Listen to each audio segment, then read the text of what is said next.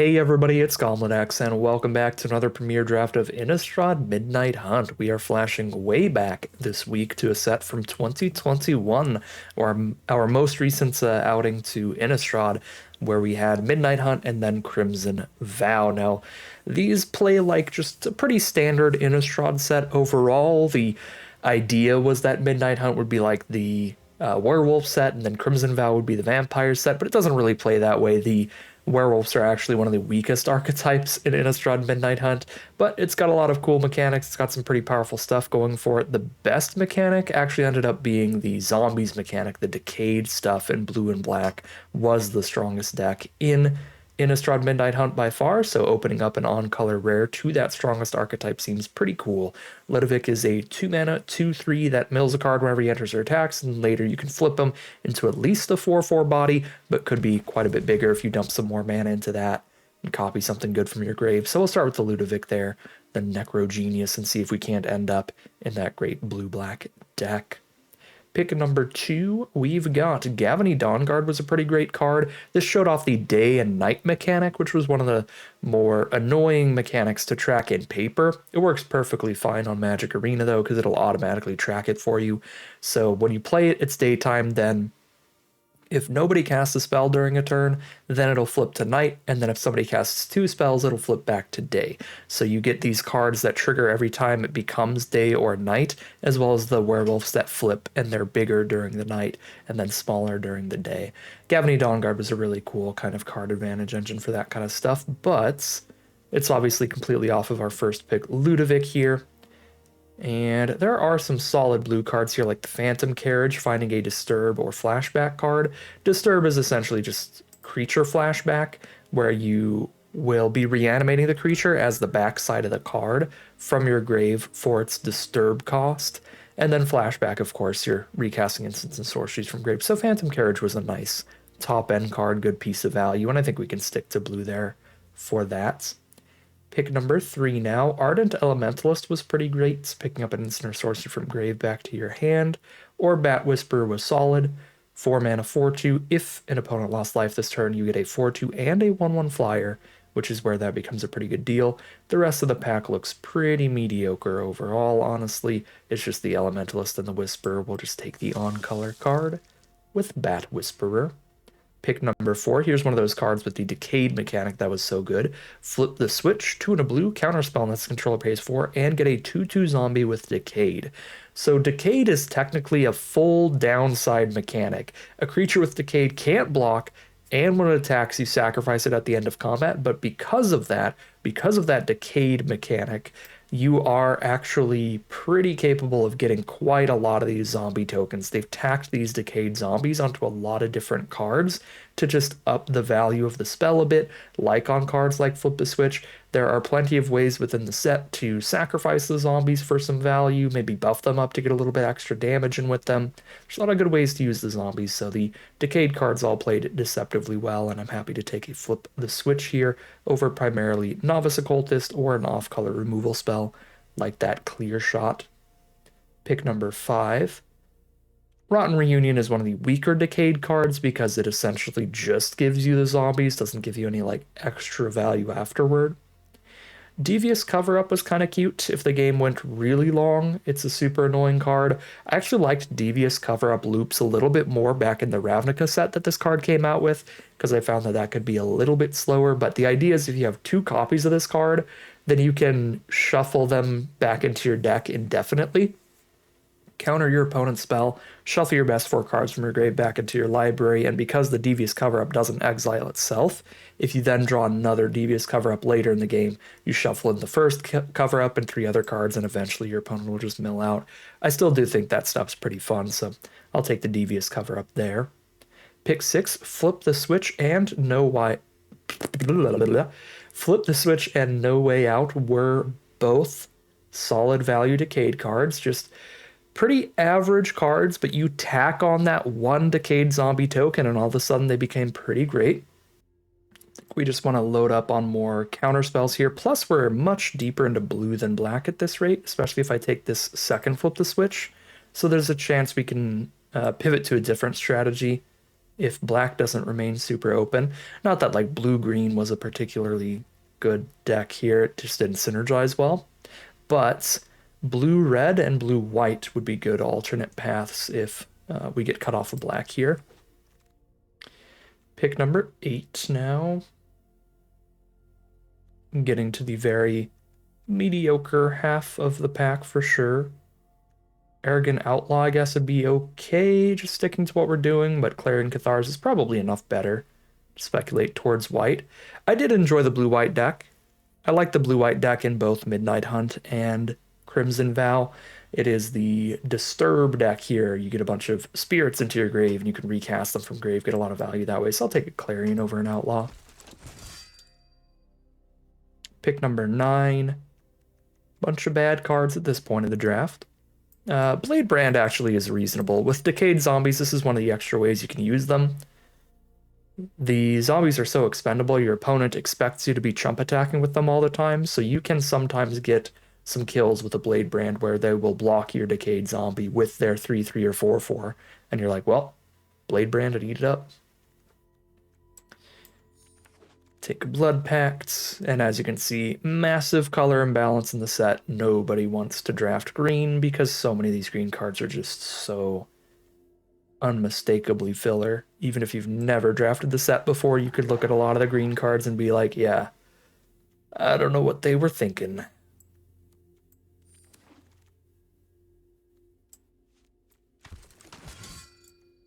Another Blade Brand. Pack 2, pick 1. Well, here's one of the reasons to play green. If you get a great rare or mythic in the color, you could still definitely play it. That said, I would really prefer not to. We're very deep into blue, and I think blue-green is a very awkward color pair. So we did get double Blade Brand towards blue-black now again. These Blood Pacts don't really tie me any further into black, though, so I'm still not massively deep into the color. So I could see still ending up in blue-white with the Lunarch Veteran.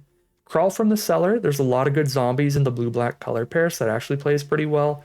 But I think the safest and simplest pick is to just dive even deeper into blue with Overwhelmed Archivist, which will be a fantastic card in blue-white or blue-black.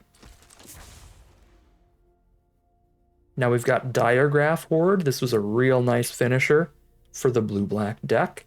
5 mana for a 3/4 plus 2/2/2 Decayed Zombies. That's a massive stat line for the cost, even if those zombies will die after attacking just one time. And you also get some graveyard hate. You can kind of ruin your opponent's flashback and disturb cards, just exile them out of the grave. So Diregraph Hoarder was really sweet. Larger Zombie was one of the cool ways to use your Decayed Zombies. You could tap them turn over turn to get some Surveils. The Ecstatic Awakener is another fantastic way to use Decayed Zombies. Flip this into a 4/4, draw a card. Really, really good pack here. I think I'm going to go Diregraph Horde. Get that finisher, though. Pick 3. Now we can take Ecstatic Awakener. It's competing with Falcon Abomination and Foul Play. This is a really, really, really good pack. I think Foul Play is probably narrow enough, only destroying the really small creatures, to take like a Falcon Abomination or Ecstatic Awakener here, one of the really good creatures. Nebelgast Intruder is not bad either, but these cards are better in blue-black specifically. I again feel like the Awakener and the Abomination are pretty comparable in power levels, so we may lead deeper on blue again. We'll take Abomination. Pick 4, another Abomination, another Awakener, another Startle.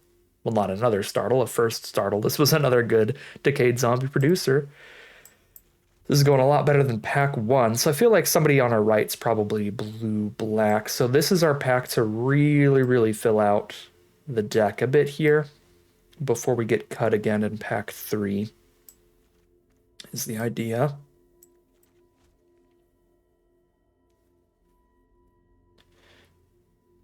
We do not have a lot of 1 and 2 mana cards. I kind of want to take Ecstatic Awakener here and work on this mana curve over the Abomination, because again, they're both really good. I'm going to take Awakener here.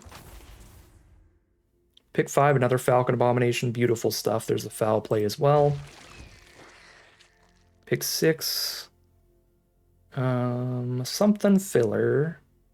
Got another Phantom Carriage. I don't want to load way too high up on 6 drops, but that is a much better card than like a 4th 3 mana play. Just a really filler one at that. Drown Yard Amalgam was super filler. Unblinking Observer, super filler. I'll take the Phantom Carriage. Pick 7, we get a Startle here. This card was nice and solid. Heirloom Weir was a pretty fun one, quite slow. Try to get it flipping, but when you get there, that Inherited Fiend was pretty strong. But I'm going to take the Startle. Crawl from the Cellar. Very good picking up Falcon Abominations or the Diagraph Horde. In the late game, pick 9, Consider. Solid card draw, really sets us up well. Pick 10, Ecstatic Awakener, let's go. Beautiful stuff. Pick 11, another Bat Whisper for more tokens to sack to the double Awakener that we have now. Very important to mention, since we don't have a ton of zombies here, Crawl from the Cellar can pick up any creature from your grave to the battlefield. It's just slightly better when you have a zombie to put a counter onto. So you don't have to worry about... You can play this in non-zombie decks, and it is still a fine card. Don't need to focus on your zombie count that heavily. Another Blade Brand. I highly doubt I'm running triple Blade Brand, but does work with those Decayed Zambies.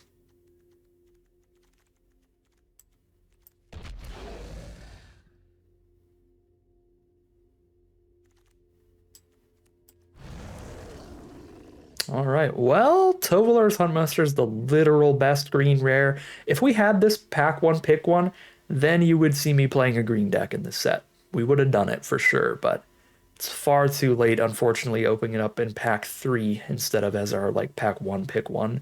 We'll just take the Defenestrate here. We have no hard removal. All of our removal is just counter spells right now. So we take Defenestrates. Dang, only 1 card has been drafted out of this pack, and there's already no blue or black. I mean, there's a Duress and a Shady Traveler, but these are not magic cards. We'll take the Shady Traveler anyway. Pack 3, pick 3. Olivia's Midnight Ambush, definitely still looking for removal. Take that over Delver of Secrets, which is a cute one. Pretty fun one, but not the most consistent.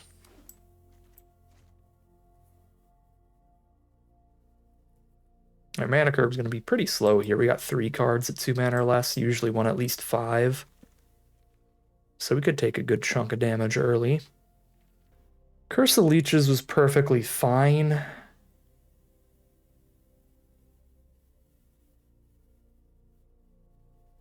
The 4/4 lifelink's a really good body, so if you can get it to be nighttime, it's good. During the day, it's kind of mid.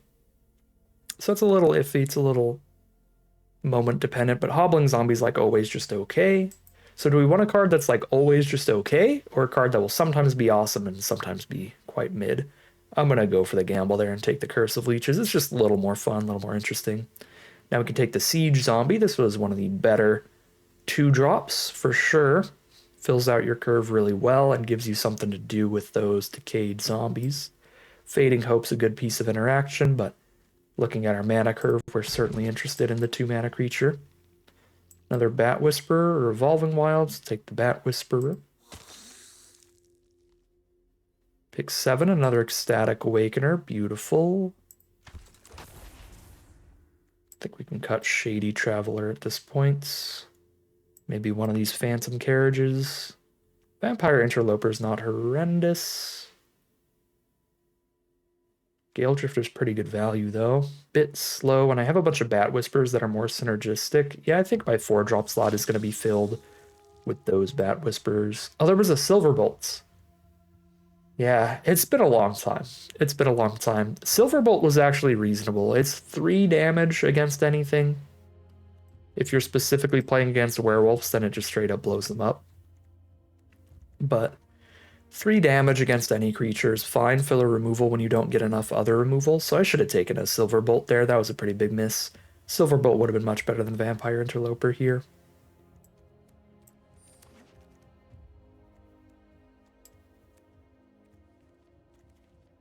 I don't think I need this Behemoth, but me. Just cut some of our non-creature cards, and we've got a nice little blue-black deck rolling. Get us back into the set.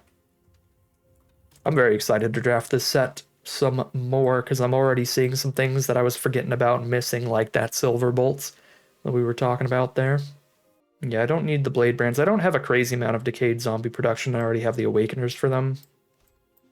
And then I like having the Bat Whispers to go with the Awakeners to give them other stuff to sack. Yeah, we're not cutting any creatures. One more cut to go. As cute as it is, we probably don't need the double Devious Cover-Up trying to loop them together. I'll just play the one copy. And that should be more than enough for slow, grindy games, because we're shuffling our 4 best cards back into deck to win the long game. Yeah. Alright, call it a deck here, hop into the gameplay, see how far we can take it on the return trip to Innistrad Midnight Hunt.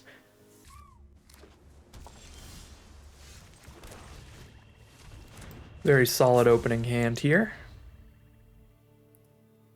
Turn 3 we have a Startle to play in between our creatures, but we've got a 1, 2, and a 4 to play on curve.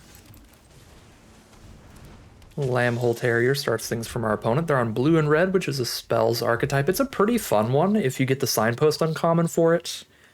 I guess it's not a Signpost uncommon. There's a mono red uncommon that's like Seize the Storms, where you get a XX elemental, where X is the number of instants and sorceries in your graveyard and in exile.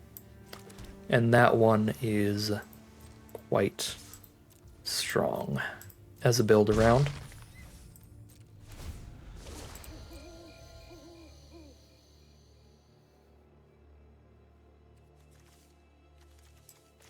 The day-night mechanic was pretty interesting to play with, because here, they don't have any werewolves yet, but they do get an astronomer trigger if I don't cast anything. There was a slight argument to just startle during our turn. Make sure it's not nighttime, because they do have red. So any of their werewolves now will be on the Nightbound side. And there you go. So it's just a bit bigger. It's a 4/5, sure.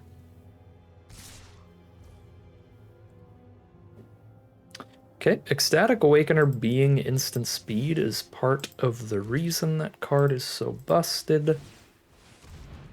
I will trade my Interloper into Astronomer and draw a card in the process. Unfortunately, because it's nighttime, I can't get through this Eviscerator regardless.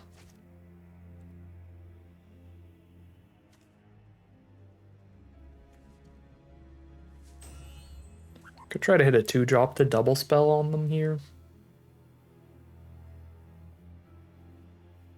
And that desperate? Or do I just play a 4/2 with no token?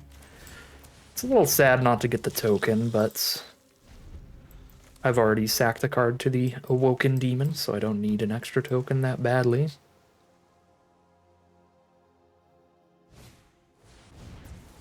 Pax Betrayal, borrow the Awoken Demon.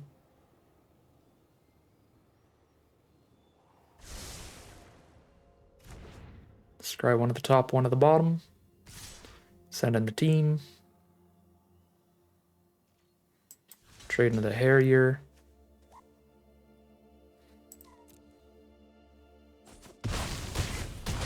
So down to just the Eviscerator. Crawl from the Cellar. Sadly, that's not a zombie. But that is still pretty good. We can attack, pick up the Bat Whisper, and get 2 chump blockers here. And that also flips back to daytime, which is huge. The double spell.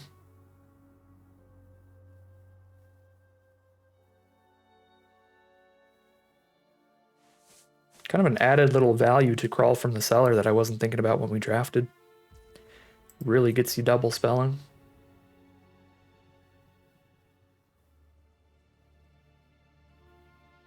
They probably have their own startle they're thinking about. Just stop at a couple points of damage. Crawl the Whisperer. No zombies. Get my chumpers.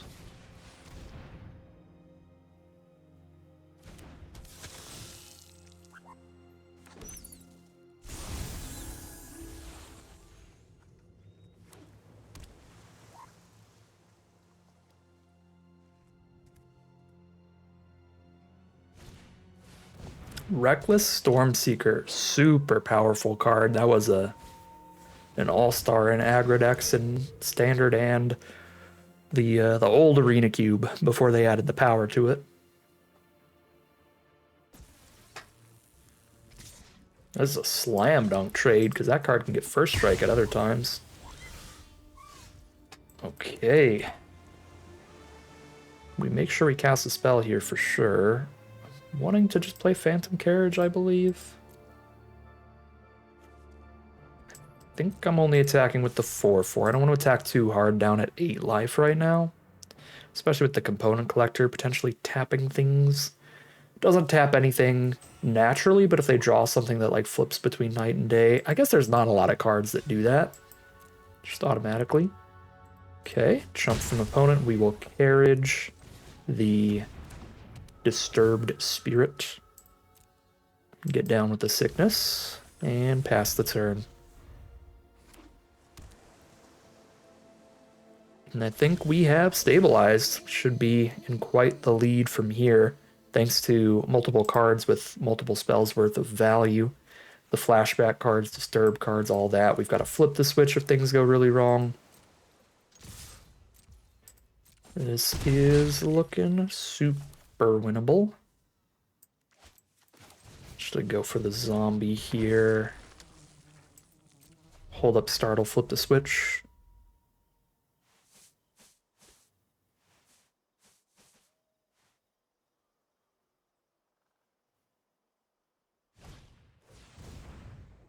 Okay. Shut off blocks, which means they will hit me for 1. Which is fine. 8/9. Lethal on board, we just crack back. And move on to game number 2.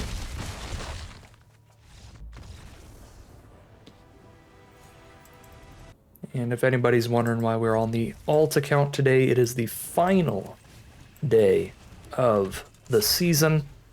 And we are still up at top 250 Mythic, so I'd like to maintain that, not have to risk it at all.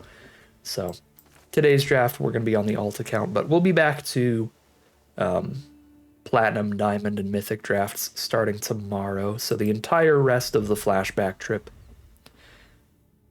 we will be up in those Mythic queues for Innistrad Midnight Hunt. Or as close as you're going to get. On January 1st and January 2nd, there will be almost no actual Mythic players. Alright, not holding up flip the switch just yet. Because I'd like to get this Curse of Leeches going as quickly as possible. We're playing against Black-White. That was a really fun, pretty strong archetype in this set. It's a good sacrifice archetype because White has that disturb mechanic of all these spirits that can come back from your graveyard. And then Black has all the Ecstatic Awakeners and stuff where you can sacrifice them for good value. So I did enjoy the Black-White archetype a lot. It was probably my favorite outside of Blue-Black. If you want to win in draft, it's hard to have a favorite other than Blue-Black in this set, because this was a very unbalanced one archetype-wise. Blue-Black was easily the best deck, period. A lot of other sets, I think you could have like some amount of debate over what the best deck is, but this is like, it's Blue-Black. But outside of Blue-Black, outside of like the deck of the format, I did quite enjoy Black-White Sacrifice. I thought that was a really fun one.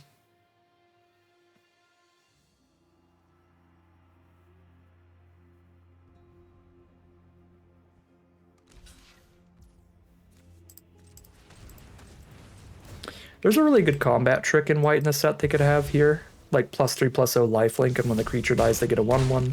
Luckily they don't have that though.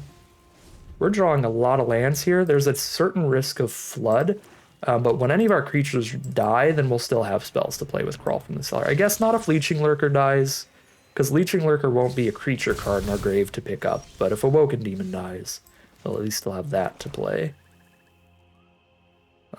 Yeah, this is awkward for sure.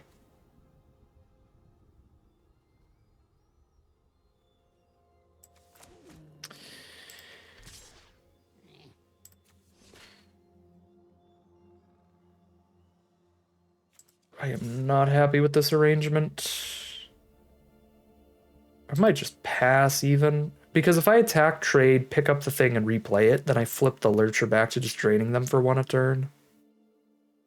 I could just hold these blockers and we just wait. We have to draw something here. The trade down into a 4-2 is not great. Unless we had like something to sack for Ecstatic Awakener, and then it would be okay. Like if I had one more token sitting here. Oh, Jesus. Meat Hook Massacre. Banger, Mythic Rare, another constructed All-Star. Okay.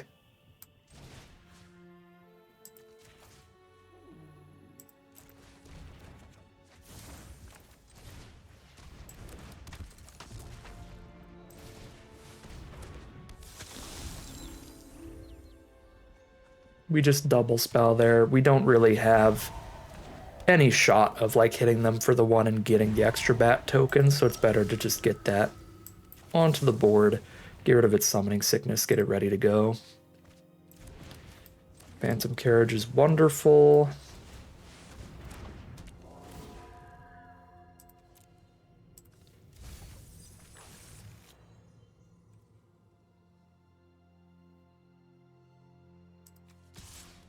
I don't mind killing 2 of their creatures with my 1 Bat Whisper here if they want to block, and they don't want to block. Search Party Captain, draw a card. Great white common in the set. And then Unruly Mob to get bigger and bigger. Another Ecstatic Awakener. Okay. I suppose I'll run that out.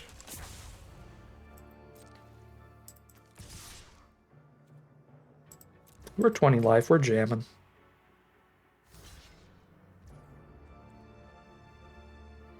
Take the trade or draw the card and get a 4-4.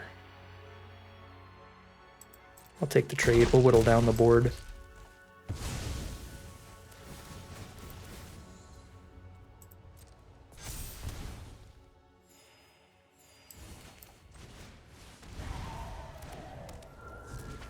Actually, I could have crawled from the cellar for the Bat Whisper instead this turn. And I can still do it here. Yeah, let's actually get that ready. I should have just picked it up and gotten the 1/1 token. I kind of forgot about my crawl from the cellar as being a relevant card there. Okay, well now off of Bat Whisper and Falcon Abomination, we are going to have the expendable tokens we need. Unless they chump the Phantom Carriage, then we don't get a bat yet, but I can still get the Decayed Zombie for now. We don't want to attack with Archive Hunt until we deal with these 1/1 flyers. So, alright, Falcon Abomination. Beautiful. There's the flip for 1 Awakener. We'll do it now in case we draw something.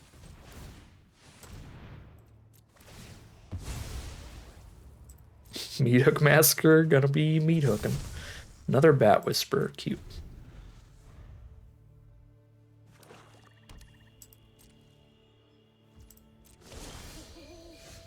Okay.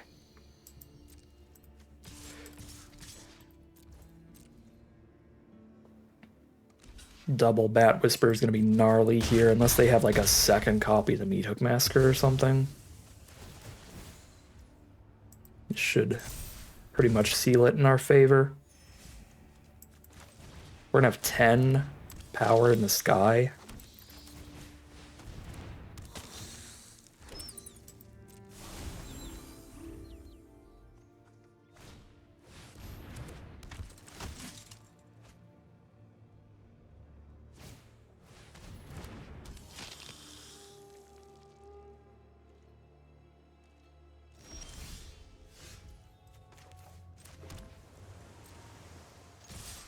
Whee!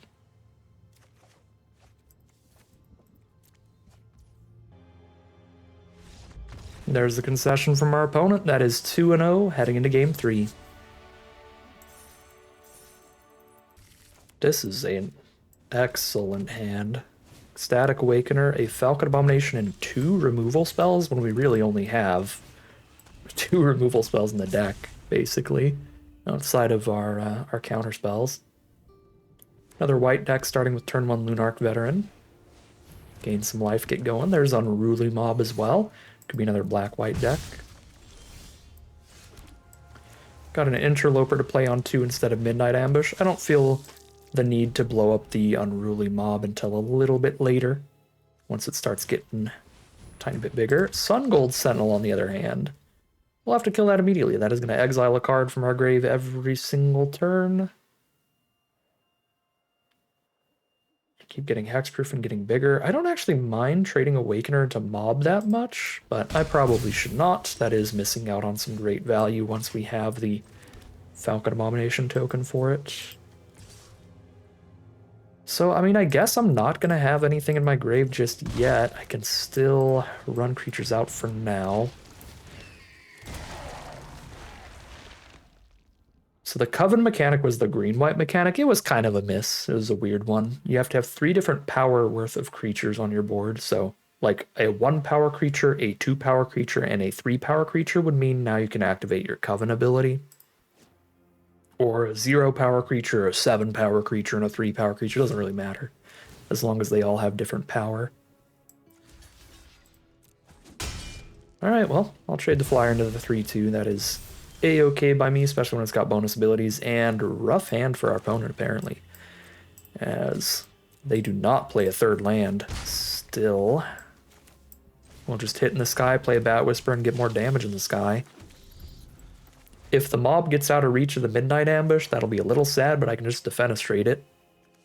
It's still not going to matter for quite a while, so let's just focus on getting as much damage as we can in while they're stumbling. So one of the kind of next level, kind of rules-based things that you can do in this set, the Decayed trigger goes on the stack at the end of combat. So if you go like full control mode, you can attack with a Decayed zombie, get its damage in, and then still sacrifice it before it sacrifices itself. So that is something to keep in mind with cards like Ecstatic Awakener that works so well with those Decayed zombies. Ecstatic Awakener is kind of a special case though, because often you'll want to attack with the Awakener and the Decayed zombie, because the Awakener is going to attack as essentially a 4/4 anyway. But there's other cards that you could have where you'd want to hit them for 2 with the zombie and then also sack it.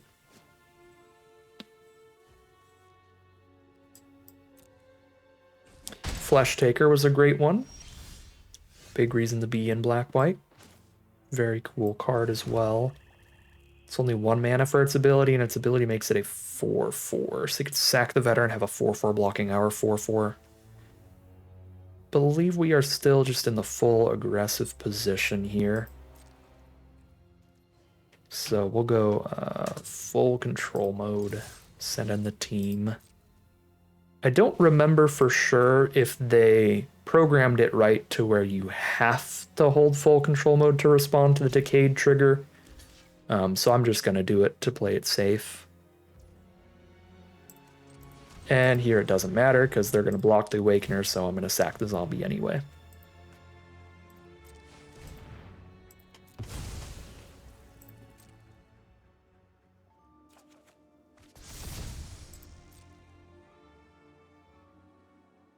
So they can sack the veteran to like scry 1 here, but the trade is still a trade, so we don't matter, or we don't care. Could have Midnight Ambushed the mob actually in response. I should have done that. That was another little miss again.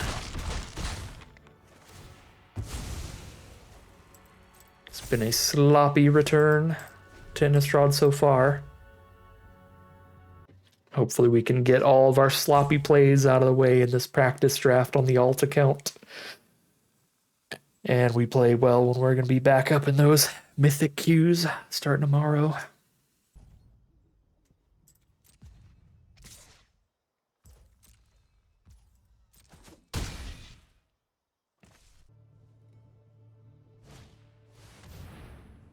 Shady Traveler, that's a good one. And thankfully for us, luckily for us, It starts the day-night cycle so that we can actually get the midnight ambush to be a -13, -13 at some point. Let's grab Crawl from the Cellar here, I think, with Phantom Carriage.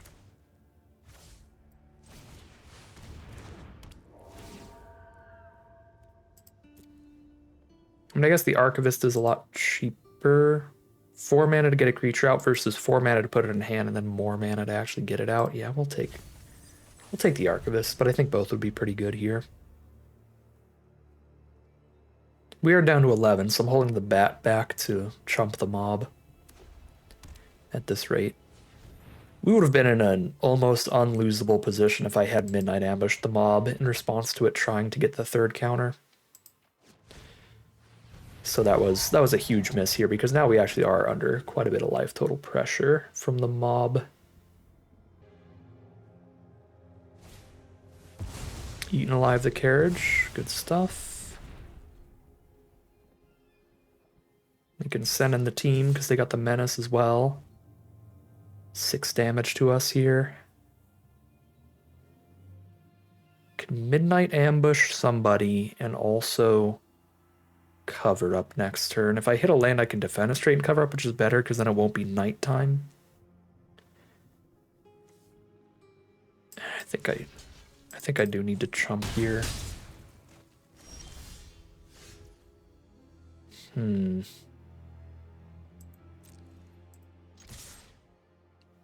Moderately awkward.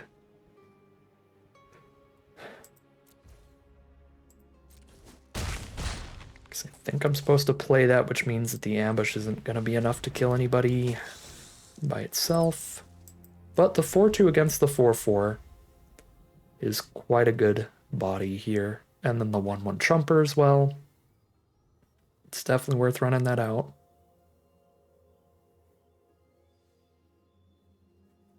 My alternate plan was going to be just passing through so that it flips tonight and then ambushes -13, -13. I'd take 4 menace from the Traveler, but I could permanently kill the mob and then hold up the cover up for their next spell. That'd be double spelling during their turn.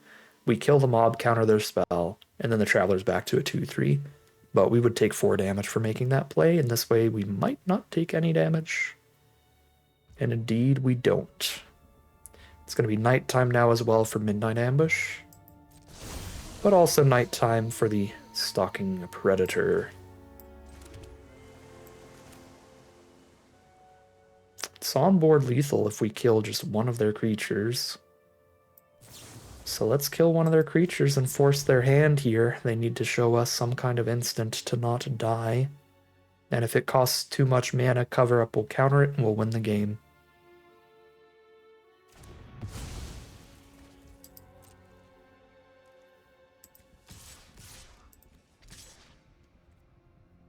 Their one creature has menace. I don't think we're holding up the chump. It's a lethal onboard attack. That's cheap enough. They could have an additional spell. We'll see.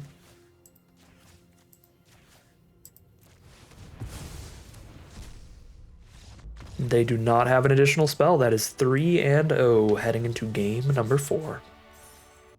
Okay, here we are on the play for game 4. We have to top deck a land, but it can be any land, and then we are good to go. We just start draining them for life, counter their first spell, and then double Bad Whisper. These work really well with the life drain. No, they don't. It happens in their upkeep? Dang it. Well, they theoretically work well. Evolving Wilds, turn 1. They grab a Swamp. Our first draw is a spell. We need a land. That is not a land. Come on, Rainy, give me 1 land and my hand is all castable, pretty much. Especially with Archivist now. There we go. Blue-black mirror match, but we're missing lands. It's not a great start.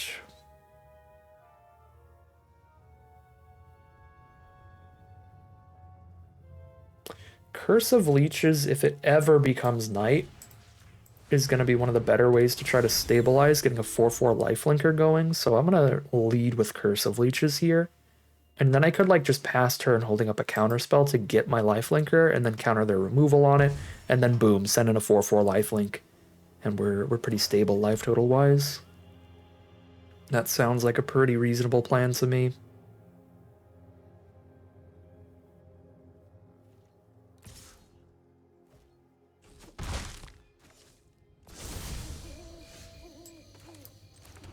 Okay, unless they just pass through to make it nighttime, then we'll have to counter the removal spell during our turn.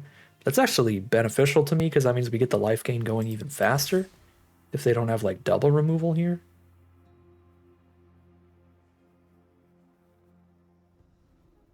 They'd need specifically like double Olivia's Midnight Ambush, 2 of the 2-mana removal spell. Revenge of the Drown, that ain't happening. Flip the switch, and I am sure they regret making it nighttime. That was a beautiful turn for us, even if they blow up the Lurcher now.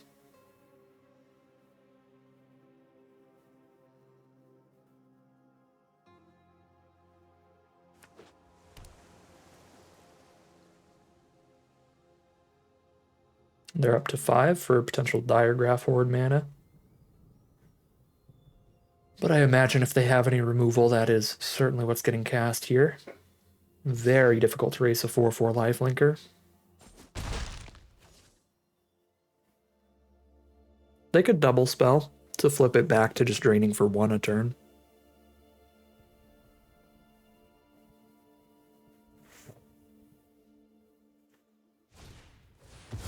Grafted Identity, gain control of it. Specifically enchants creature, so if I make that not a creature anymore, then that will fall off. So we'll just make it not a creature anymore, and then we get it back. It's going to be awful for our opponent. Yep, we just play Archivist and Crawl from the Cellar. That's double spelling. And we get our card back. Doesn't really matter what I discard, so... we'll choose the Bat Whisperer. I'm tempted to just jam 3. I'm going to do it. Alright, come on back, Leeching Lurker.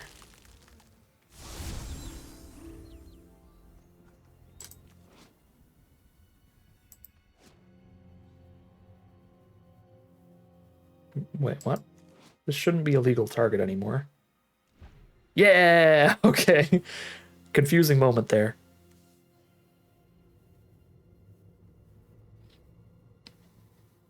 But it is now under our control again. They did get to choose who they attached it to, so it's attached to me, so I lose 1 and gain 1. But as soon as it flips back to night again, I just have my Lurcher back. That's a really, really good interaction for me that I can kind of counter their Grafted Identity, because this is one of the strongest rares in the set. Mind Control with +1/+1.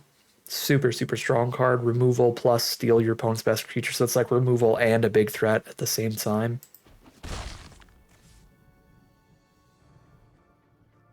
Ooh, don't tell me you're just going to hold up instants again, because I would love that.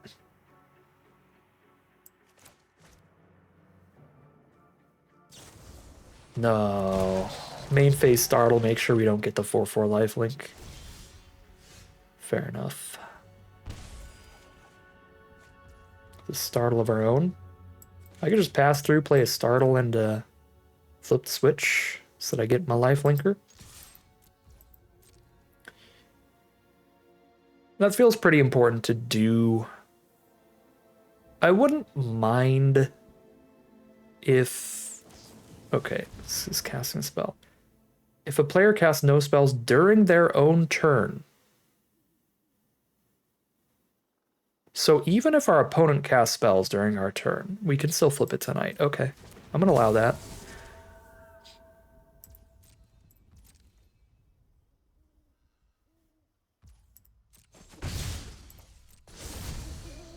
But anyways, I wouldn't mind casting spells here if it weren't like enchanted to myself. if we get it to a point where like if it becomes day again, at least we're still draining them for one, then I'm like cool to just start jamming spells and not care if it becomes nighttime or not.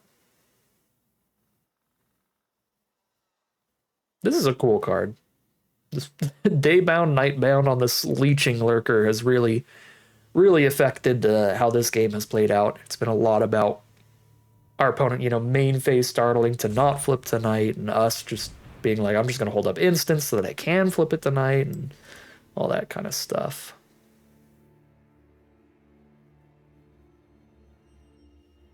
It's got a disturb ability. I think I'm still going to just boop that.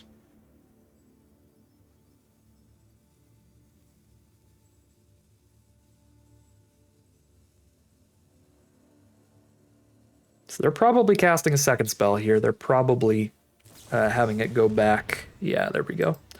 Having it go back to day, but now we'll be draining them for one every turn again at worst, with that lying in wait for when it becomes night.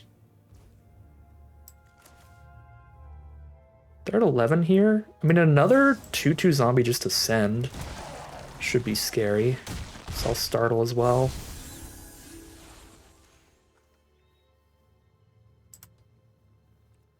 Yeah, attached to them.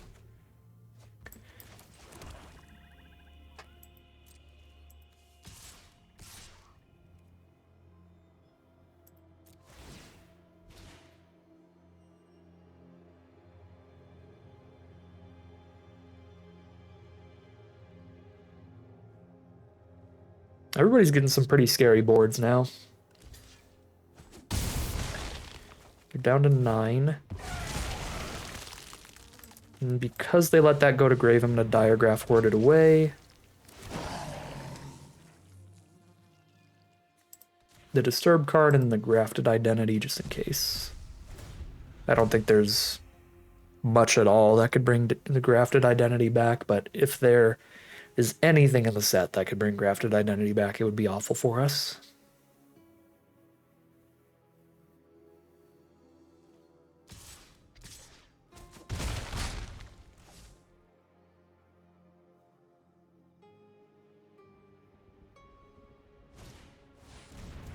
Bat Whisper for more flying, good stuff. We got 7 mana to play double flyer this turn now, beautiful.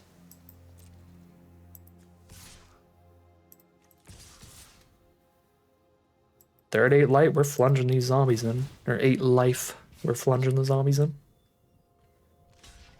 Draining them for life every turn as well. We just need to get them to like 2 and they'll die very quick. This already puts them down to 4. They are gonna chump with the bat token to go to 6 instead. Play it a little bit safer.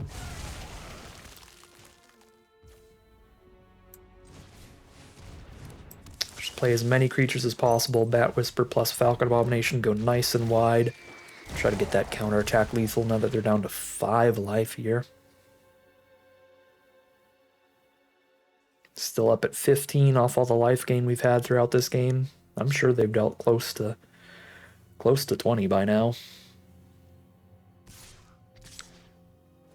I mean, I think we hit them with a 4/4 one time, so I guess they've probably dealt like 10 to 15, not 20. Sack them zombies for damage. They can't block anyway. Diagraph Horde, there goes Crawl from the Cellar and Overwhelmed Archivist, part of why that card is insane. It's rough for us. Yep. We win if we just live 5 turns, so that could be the plan now.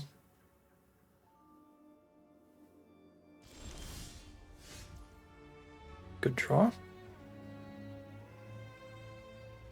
If we attack with everybody, we know somebody gets through, but then they get to eat the bat for free. Trade there, take 2.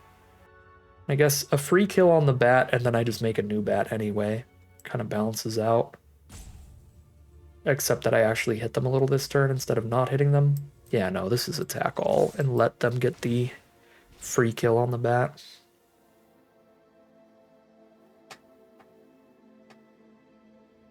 This way I hit them for damage and then replace the bat immediately. The alternative is like just don't hit them for damage and keep the old bat. It's better to whittle down the life total with the Curse of Leeches on board for sure.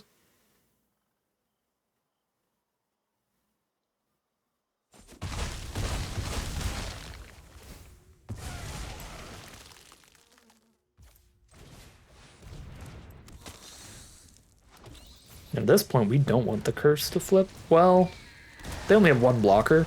They're actually pretty dead to Curse of Leeches either way. It's a more guaranteed way to kill them if it doesn't flip, because then they can't blow it up with any kind of creature-based removal.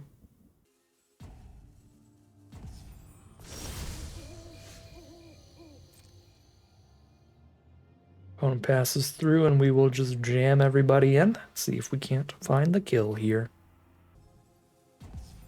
Alright, opponent AFK's out of it, and that is 4-0. We've now taken down the mirror match as well. An excellent run on this return trip. Very nice little practice run. It has been pretty smooth sailing here, so definitely, if you've never drafted the set before, I highly recommend blue. Black. This is honestly a pretty average blue-black deck, maybe even a little bit below average because our removal suite is not great, and that's one of the best things about the color pairs. It does have a lot of really good removal, but the card quality at the common level is just so high. That's it does not have to be the most open color pair at the pod. You don't have to open great rares for it. It just has a lot of great stuff going for it. Game number 5 now, a slower hand. We're not going to do anything till turn 3, which is actually pretty slow on the draw. Oh boy, that is not going to be good. Our opponent starts with turn 1 Champion of the Perished, so every single zombie they play puts a +1/+1 counter on that, including Decayed Zombie tokens.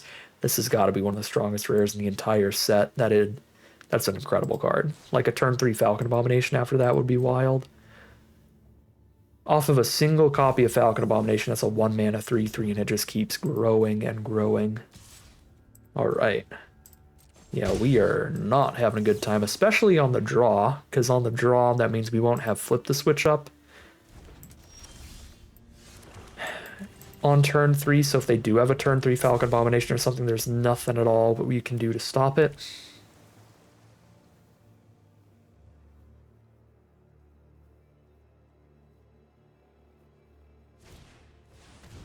Hobbling Zombie still good enough. 2/2 against the 1/1 Awakener. And I think I'm just going to Defenestrate the champion, but I may as well flip the switch.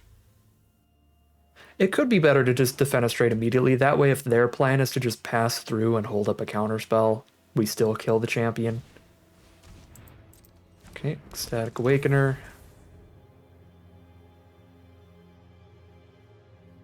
Ecstatic Awakener's ability costs exactly 3, which allows them to hold up their own. Flip the switch. I probably should have just Defenestrated immediately against blue in the set. The counters are so good in this format.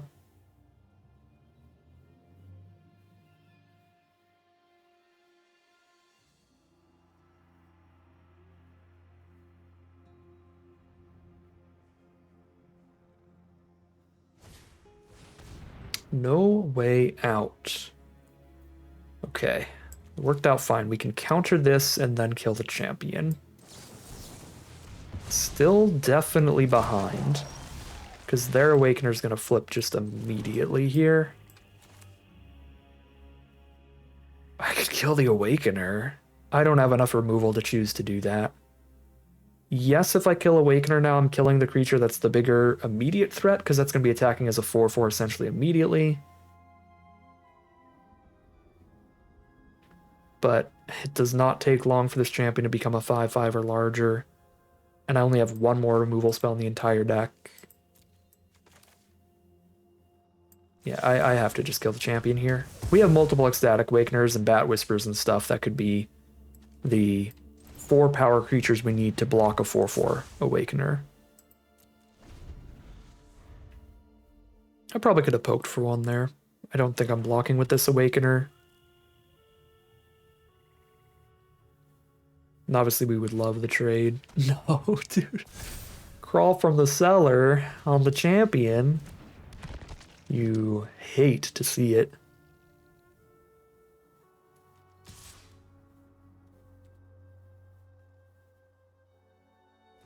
Hobbledy dobbledy. Smackety doo. We're down to 10.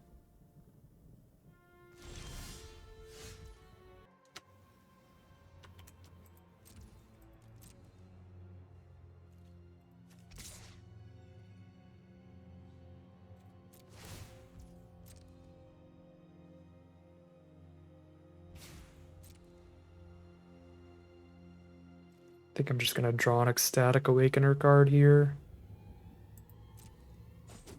And that's my 4/4 blocker for their 4/4 blocker.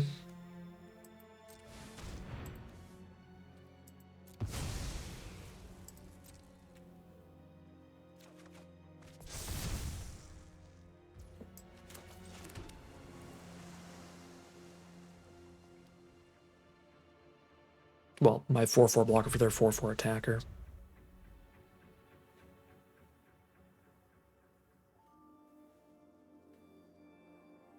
I don't love the trade for Hobbling Zombie, but we're down to 10, so we'd have to take it here. Give them the Decayed Zombie to sack to the Awakener and trigger the Champion that Perished.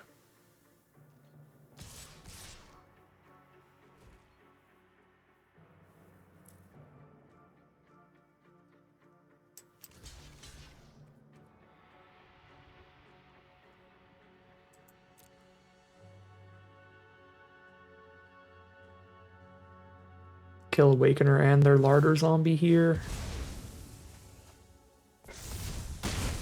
Nice.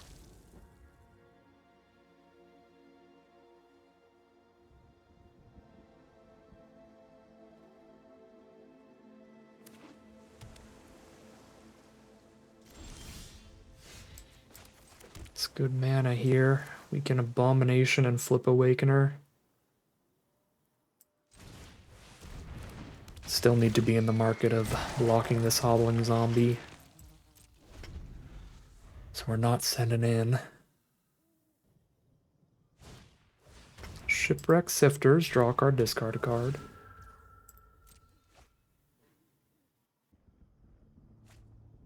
Discarding a Startle? That's not good for me. Because Startle would have been very strong for them. Yeah, Morbid Opportunist. Mythic Uncommon. This card is broken in half. Draw a card once, basically every single turn in this set, with all the Decayed Zombies and stuff. Only triggers once per turn, so the fact that 3 creatures are dying right now is not the worst, but just 1 creature dying at all is already incredible for our opponent. They just get way ahead in cards with this, and even if we had a slight chance of stabilizing, that is gone now. Because they are going to get way more gas than us.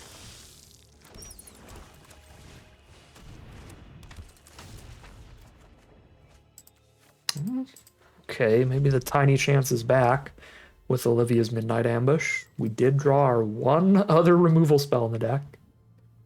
And here's a great board state to show off how me kind of forgetting about Silverbolt did cost us quite a bit, because both of their really important cards are currently killable by Silverbolt, just 3 damage. So I do think that card... It looks like a lot of the really filler commons from a lot of sets, but it's actually a real solid addition to your deck if you didn't get enough removal. We could have absolutely drafted 1 or 2 copies of Silverbolt for what we saw in our draft pod.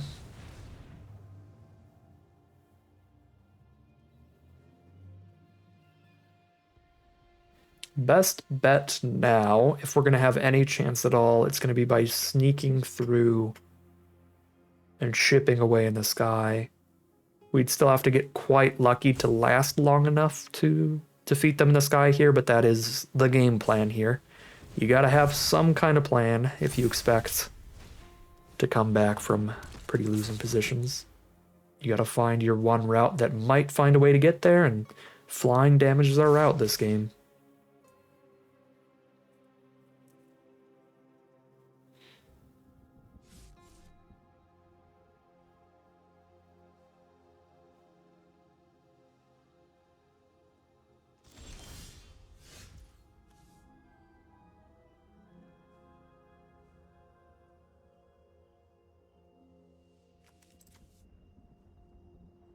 Become an Ecstatic Awakener.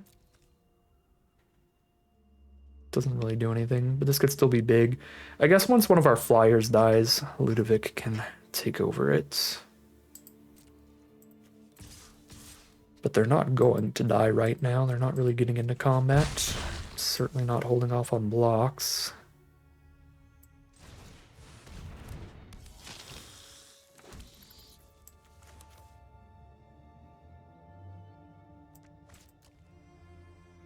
It's not nighttime, so this is -2/-2 on this board. I mean, I could get rid of Awakener, but I got 4/2s to do that. I think we just play Ludovic. If it were nighttime, I'd probably just ambush Opportunist or something here, but not during the day. That's a flyer for Ludovic. Ooh, that's a flyer for Ludovic. So we have double blue, double black. That's 4 mana, and then 3 additional, so we make this a 7/7? Not quite. We can make it a 6/6. We can only make it equal to the number of creatures in grave. Oh, we do have 3 creatures in grave. Okay, so 7/7 flyer. The mill plan is a thing here. 1, 2, 3, 4 plus 7. It's not lethal yet. It's gonna take 2 turns of flying hits either way. 3 damage is kind of the maximum I'm chumping with anybody anyway, so let's chump 3 regardless.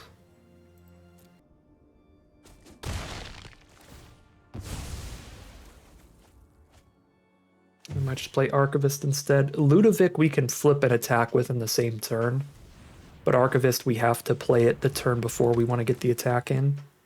So this way we hit them with everybody we currently have in the sky, play the Archivist as another flyer, and we still have that final turn, flip Ludovic, kill them in the sky plan. Awakener can now sack the Angler to give them the flying blocker, but we have the ambush for that. Which also, it gets exiled, so it will not draw them a card from the...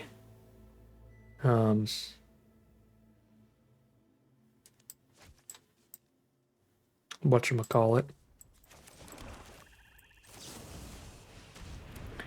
The Thingus Rakamagukus.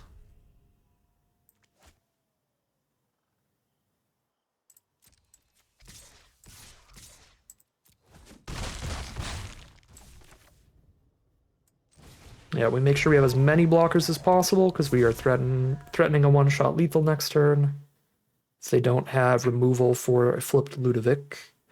I could have alternatively flipped Ludovic right now and sent him in to get them low enough to where even if they had removal for Ludovic next turn, we'd find the kill. But this seems like the safest plan. To not get cheesed out by some kind of lethal top deck.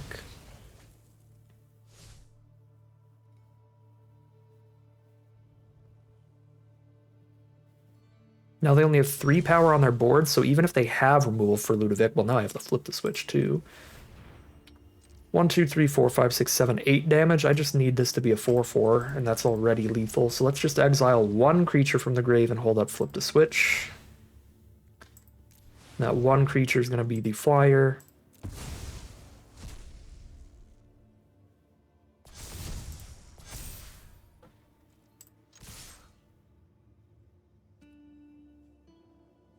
They have 3 power on the board. How do I lose here? If they have a removal spell that like makes a decayed zombie token, I guess I can hold a 1/1 back, right? 5, 6, 7, 8, 9, 10.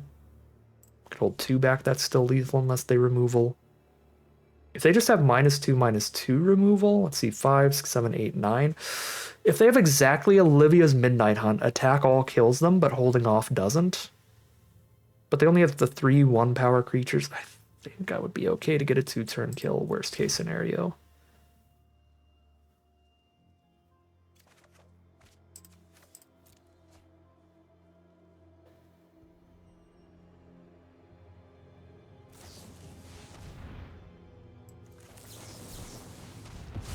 Okay, big flash flyer, counter that, and that is Exactsies.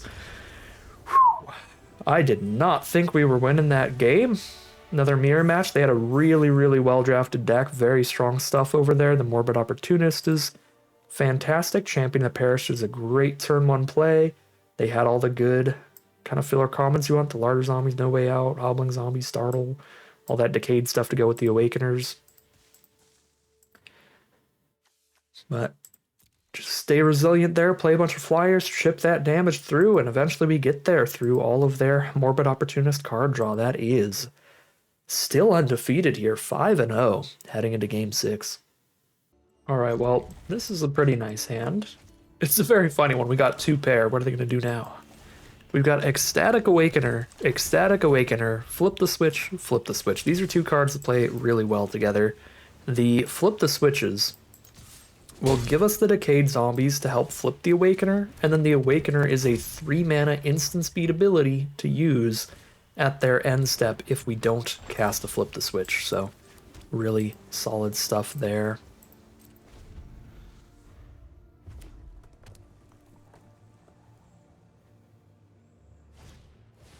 Alright, I don't know what that does, but that's a rare vampire, so I'm going to counter it.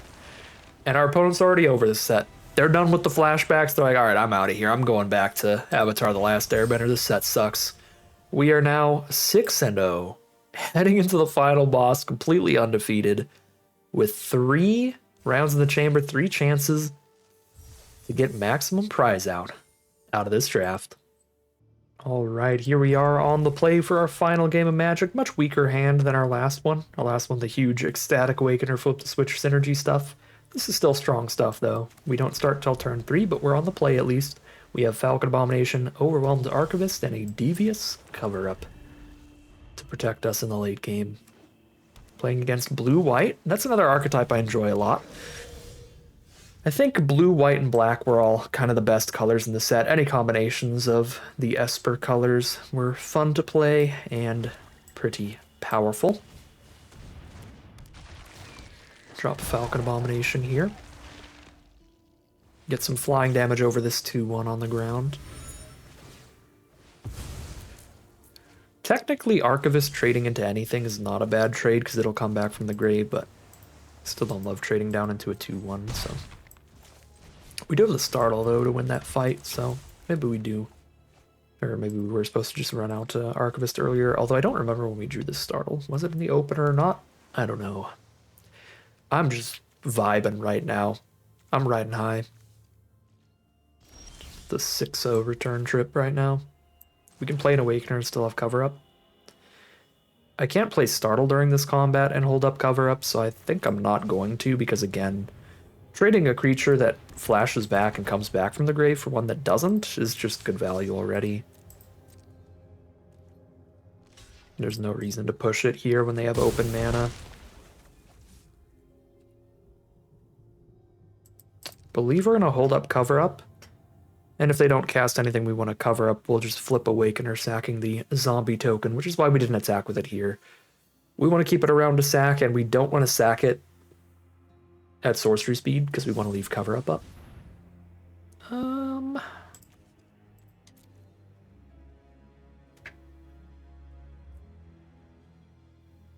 I don't hate that. We get a clue token. We're up a card from that.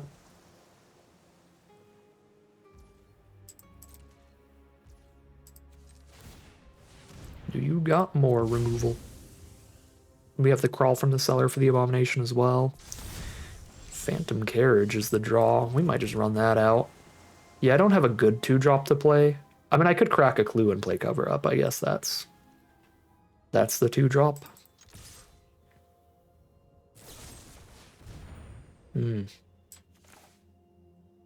Yeah, I'll actually just go ahead and do that if it's going to keep the 4/4 round. But I'm shuffling nothing in because we have Crawl from the Cellar.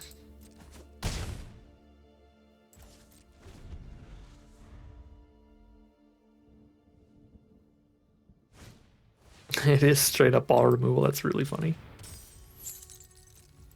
Crack the clue. Oh, this Phantom Carriage has no enter the battlefield effect, by the way. That's a little awkward. Still better to play a 4/4 flyer than a 2/1 and a Crawl from the Cellar, though, right? Yep.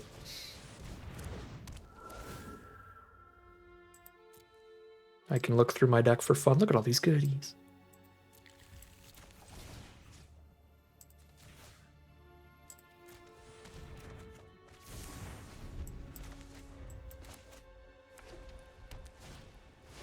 Soul Guide Griff. Goodbye, Archivist. You tried. Ooh, they get rid of Crawl from the cellar instead. Okay.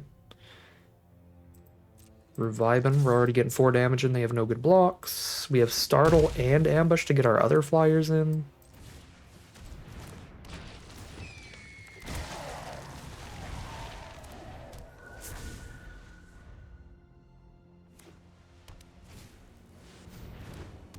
Yep, Blue-White Spirits is the archetype. There's the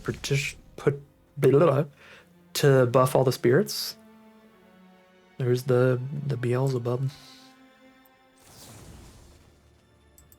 Let's just ambush the Geist to get more creatures through.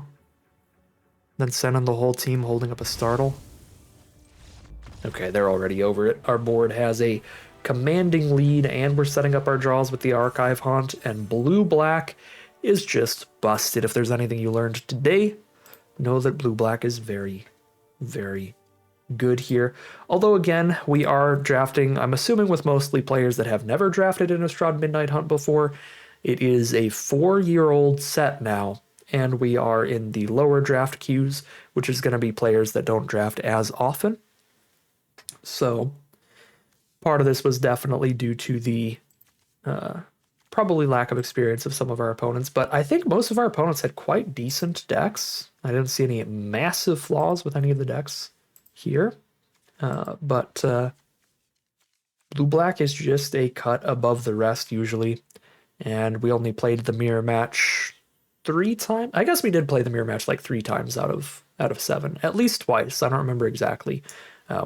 So luckily we won the mirror match as well. We had that one Curse of Leeches versus Grafted Identity game where the way that those cards line up is just so favorable to us because it flips back into not being a creature, and then when it flips back to not being a creature, the enchantment falls off and we get it back.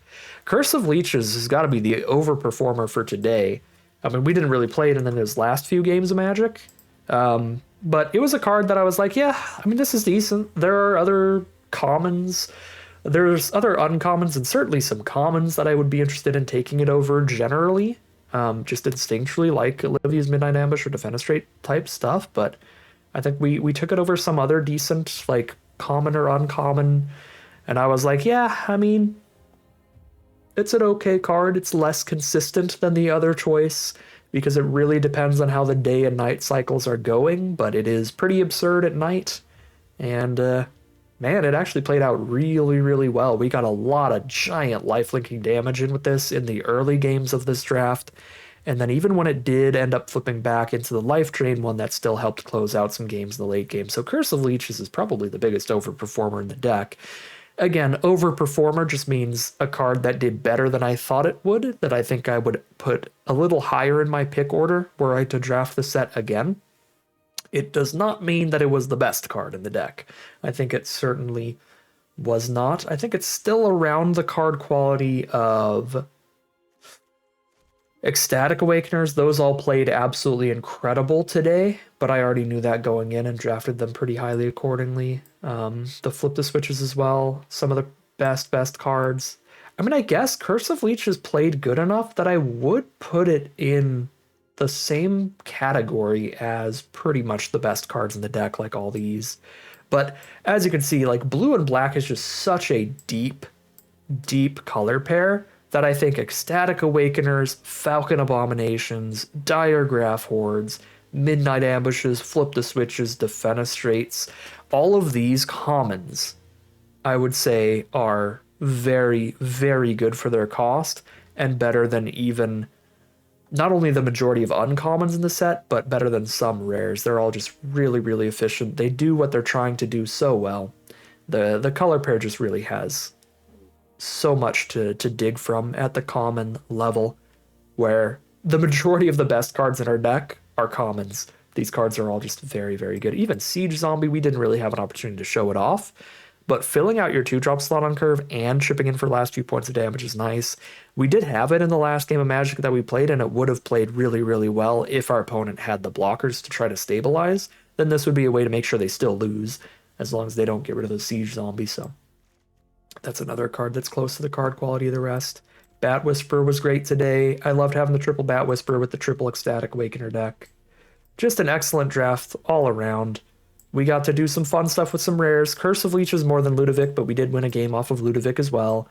And we got to play tons and tons of great commons that you'll be able to get your hand on in most drafts. Now, the one common we didn't get, the mythic common of the set, the common that is genuinely stronger than the vast majority of cards in the entirety of the set, period, is the Organ Hoarder. So keep your eyes out for that as well if you're new to the set. Organ Hoarder is a 4-mana 3/2 zombie in blue. It is a blue and 3 for a 3/2 zombie. When it enters the battlefield, you look at the top 3 cards of your library, you put one into your hand and the others into your graveyard. That card is absolutely absurd. It is a creature and a draw spell all in one. It fills the graveyard for your disturb cards and your flashback cards and your graveyard recursion cards. It is a zombie, which is a relevant card type. That card is just deceptively good. It's an excellent card, and Organ Hoarder is the best common in the whole set. I think it's stronger than literally every uncommon. There are some rares that are better than it though, so keep your eye out for Organ Hoarder. That was the biggest common that I think that we did not see in this draft pod that I think you should be taking super highly. I suppose we didn't take an Eaten Alive either, but we did play against an Eaten Alive at least. We didn't see any Organ Hoarders at all today. Nobody even played one against us. But Eaten Alive, that's another great black removal spell. Part of what makes the color so deep. It has Defenestrate, Olivia's Midnight Ambush, and Eaten Alive for 3 excellent removal spells at common. Tons of great interaction that way. Anyways, I am rambling now. We'll go ahead and end this draft here so you can all get ready to watch the draft of tomorrow, which will be on the main accounts. We're going to be drafting more Innistrad Midnight Hunt, but we're going to be doing it at the Mythic level. Again, it's going to be recorded on January 1st, so technically I'm going to be Platinum, but so is every other Mythic drafter. So we'll be drafting with other very experienced drafters, and we'll see what we can pull off there. But as for today, that is going to end today's video. As always, I'd like to thank my patrons and YouTube members for their support, as well as you for watching the video. If you enjoyed it and you're interested in seeing some more, you can always like, comment, and subscribe to tell the YouTube algorithm send you some more on your recommended feed. If you'd like to support the channel directly, you can check out the Patreon link in the description below. And other than that, as always, thank you very much for watching, and I'll see you again soon for some more Magic Arena.